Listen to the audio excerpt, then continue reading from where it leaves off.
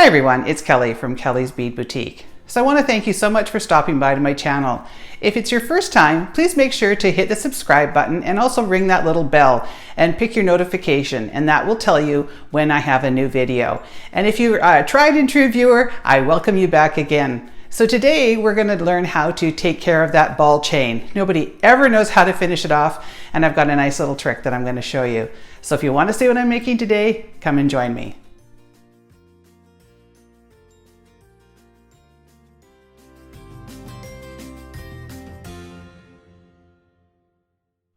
Okay, so the parts I'm using today are about 28 inches of this 2mm ball chain, and I have this Live, Love, Laugh little pendant, and I have a textured ring. I'm also going to be using a lobster clasp and a closed jump ring, and then I've got some 8mm 18 gauge open jump rings, and then I've got some 4mm 18 gauge open jump rings. I've got a little heart charm, a little bit of Chinese crystal, a nice little, I use these all the time and everybody always asks what they are, but they're just a little teeny tiny bead cap that I can't even get to stay in my hand. They're so little, but they add just that little extra touch that I love so much. And I've got a couple bead tips, and I have a head pin with a ball on the end of it. And for tools, we're going to be using our cutters and our bent chain nose pliers, our chain nose pliers, and our round nose pliers. Now in the last video, I did mention how much I love these soft flex cutters and how that I've not been able to get my hands on them due to the price and with the exchange in Canada.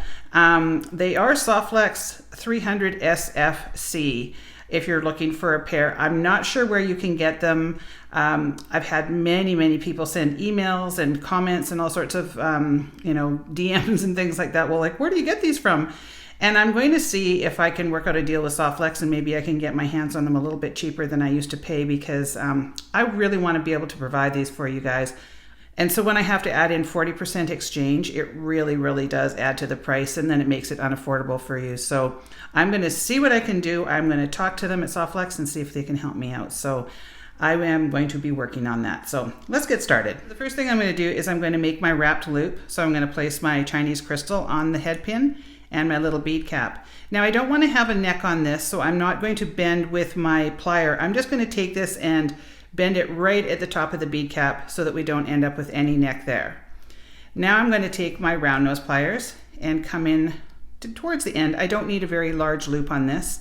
So now I'm going to go up and over and straight down, and I'm going to open up my pliers and rotate them so they're parallel to the table.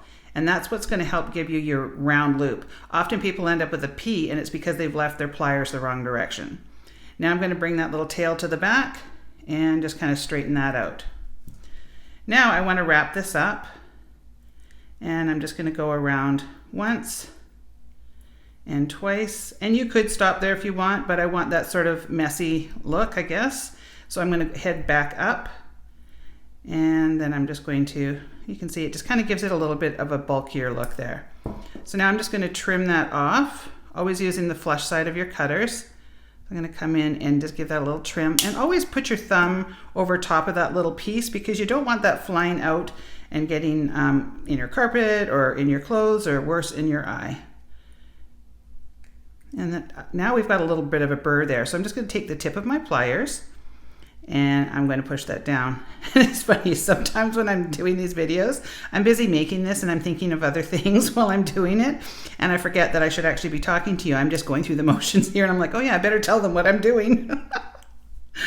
I tell you, doing these videos when you're of advanced age, I know 61 isn't that old, but I tell you, the brain cells don't work like they used to when you're a lot younger. Okay, so now let's get to putting this together. So what we're going to be using are these large jump rings, and the reason that I used this is because we need to go around the large decorative ring into this larger hole here. So that's why I'm going to use that. So now I'm going to open this up by taking my pliers and place them on one side of the cut. So I've got the cut up here at sort of 12 o'clock.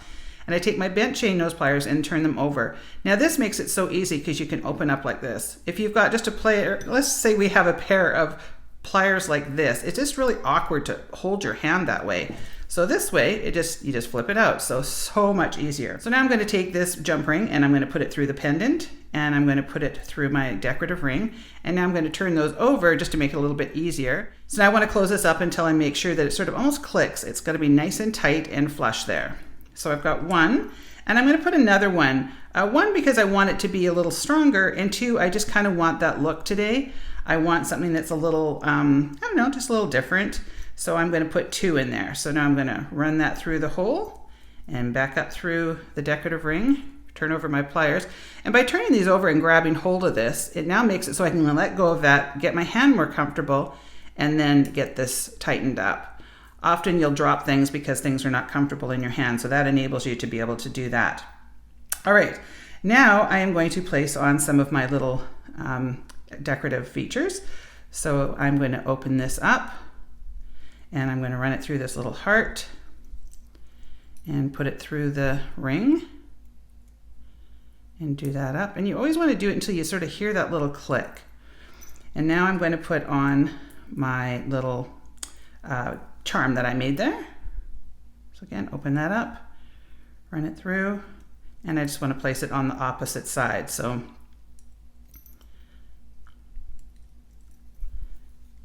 do that up nice and tight now.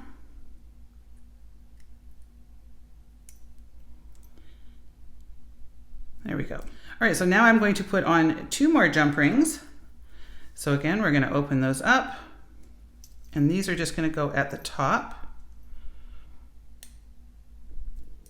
Make sure they're nice and tight. My stomach's growling because it's really early in the morning. Hopefully you don't hear that on camera. Trying to figure out how to film at home here, and of course it's Saturday, and my dog's out there barking, and my husband's yelling at the dog because the dog's making noise, and I'm trying to film here. Oh, it's always something.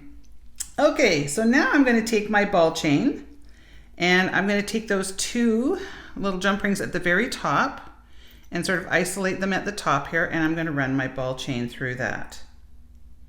So now I'm going to turn it around while I'm working on this, and you're probably thinking, well, why is she turning it around? Well, one, because you wear it this way. So I want to make sure that when I'm working on it in the right direction.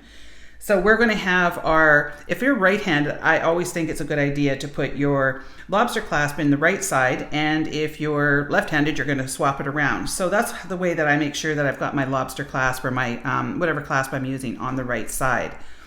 So now to finish these off, there's many ways that you can finish off ball chain, but most people use that sort of classic little connector that just kind of connects them up, and then you can't undo this necklace at all. And I just don't like them. I think they look really cheap.